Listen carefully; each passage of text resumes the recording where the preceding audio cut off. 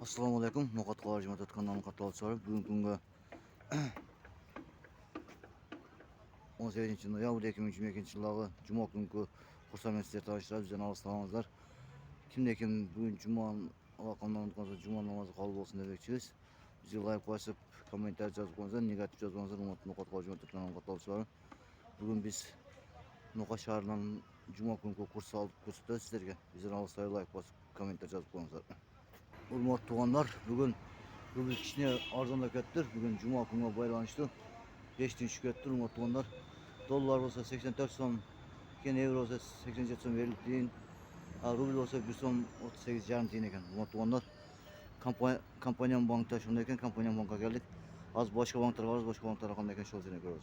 Hurmatlı tuğanlar Finka banka geldik. Finka bankta 84 son 50 tiyin dolar, 87 son 20 tiyin euro, 1 son 85 tiyin 1 son 38 yarım tiyin rubl eken hurmatlı tuğanlar.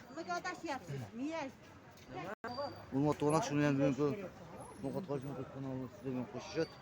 Cuma'dan keyin kurs qanday o'qildi ekan şol yerden anlatib beradi. Assalomu alaykum va rahmatullohi va barakatuh demoqchimiz.